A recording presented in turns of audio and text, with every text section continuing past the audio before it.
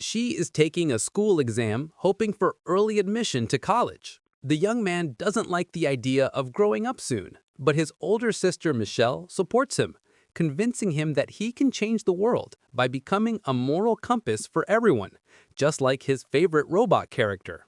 Then the narrative switches to a brief historical digression. In the distant past, Walt Disney designed robots for his theme parks. Over time, they became more and more advanced, and more responsibilities were shifted onto their mechanical shoulders. At some point, tired of being disenfranchised, the robots organized a rebellion against humanity, which was led by an advertising robot named Mr. Peanuts. All over the globe, machines began to organize strikes, demanding equal rights. Soon, the disagreements escalated and resulted in a direct armed clash. The conflict lasted for 2 years, and people were losing.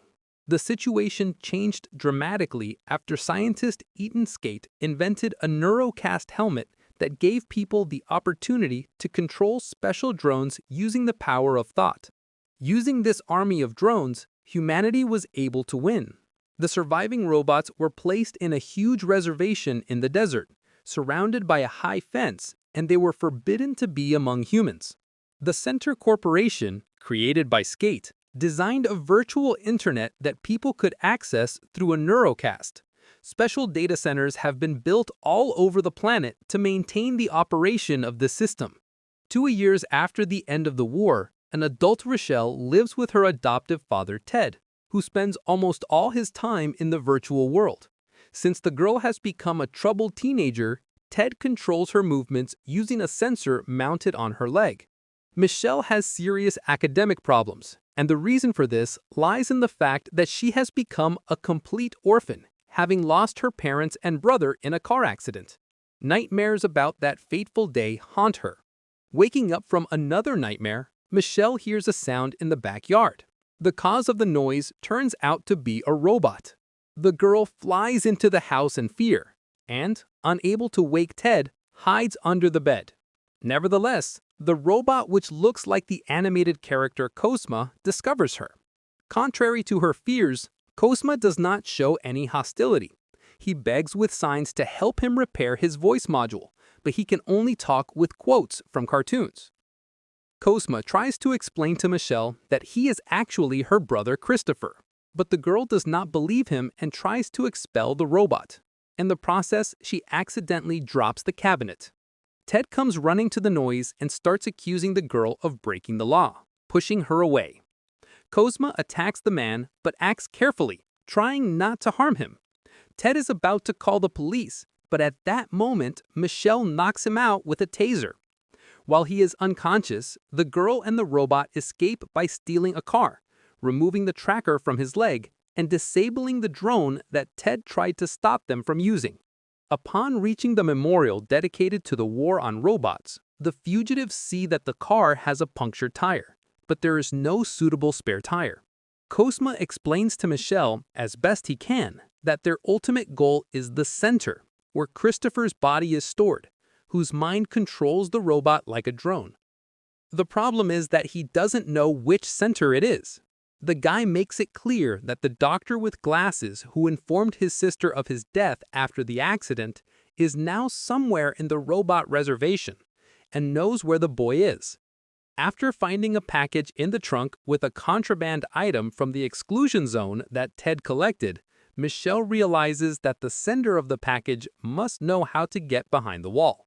To find him, a girl and her brother illegally board a train and then cross the desert using a robot as a transport. At night, the fugitives reach the city, where they begin to track down the smuggler. Soon he arrives in a tractor trailer and picks up his mail. The man has an appointment with a biker drone who wants to purchase a relic revolver. However, realizing that the gun is loaded, he threatens them without intending to pay. On the orders of the smuggler, his robot partner neutralizes the dishonest buyer with an accurate shot of electricity. While the partners remove the mechanical body, Michelle and Cosmo climb into the back. At the same time, a drone controlled by Marshall Bradbury finds Ted's stolen car and continues to chase the criminals. After reading the address on the package, A smuggler named Keats, along with his robot Herman, drives a truck to his base at the wall.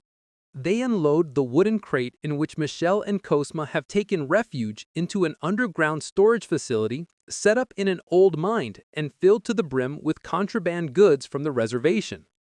An argument ensues between the partners. The food in the refrigerator has gone bad because Herman, charging from the mains, pulled out the plug and forgot to put it back in. Their verbal sparring is interrupted by a strange noise from the depths of the warehouse. The sources of the noise turned out to be Michelle and Cosmo. The hosts don't have time to deal with the unexpected guests as the elevator starts moving again. The new guest turns out to be Marshall Bradbury. Keats's attempt to settle things peacefully fails. Suddenly, the lights go out in the room, and the marshal has to search for the fugitives in complete darkness, which is not a problem for the drone. Keats tries to shoot him with a revolver, but misses. Seeing Michelle with Cosmo, the marshal moves towards them, but falls into a trap set up by Herman.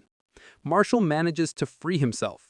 The fugitives set the trolley in motion in the depths of the cave, but a well-aimed shot from an energy weapon overturns their transport.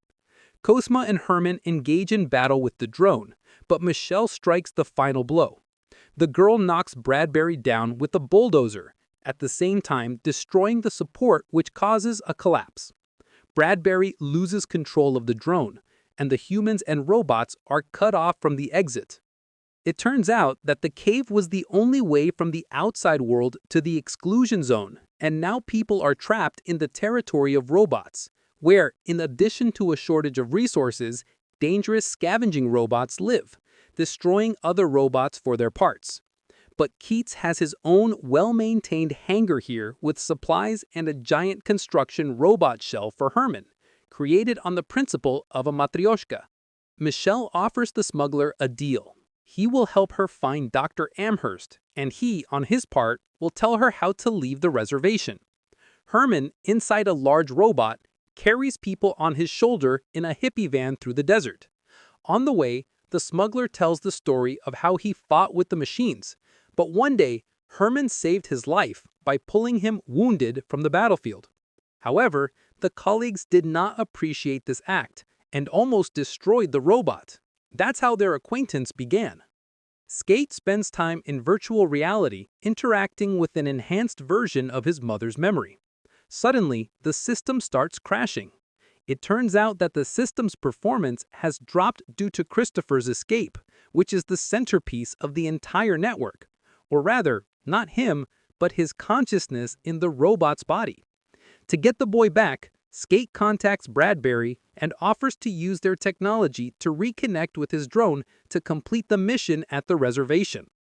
The fugitives stumble upon a shopping mall where Mr. Peanut's robots have settled, guarding the territory. Robots attack the aliens with catapults, shooting various debris, and then capture them. The prisoners are brought directly to the center, where they are greeted by Mr. Peanuts himself, the leader of the robots. He says that they live here calmly and peacefully, and have nothing against the guests. They just mistook them for scavengers in the current situation. He confirms that the doctor was indeed with them, but he had to leave in order not to violate the terms of the signed agreement and not to give people an excuse to start a war of extermination.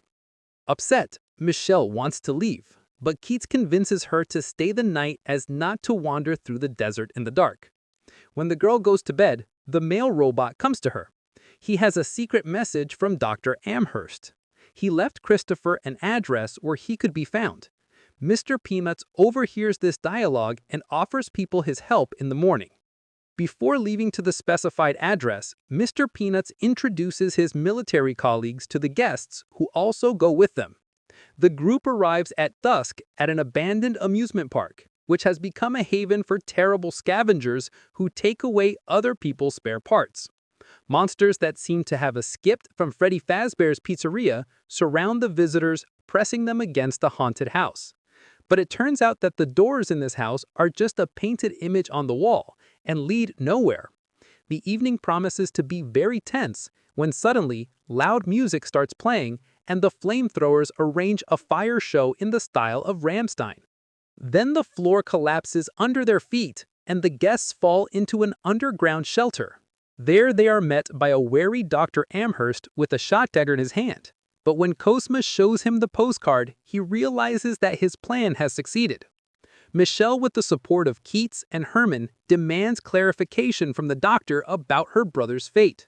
He turns on the PC of the rescued robot, to which his memories were copied, using a neurocast. It becomes clear that Christopher did not die, but fell into a coma. During the examination, scientists found out that his brain has unique characteristics, perfect for creating a unified network. To use the boy, the doctors lied about his death. However, after a year and a half, Christopher began to show signs of life. Amherst insisted on stopping the experiment, but Skate was categorically against it. Then the doctor escaped from the center to the reservation, having previously created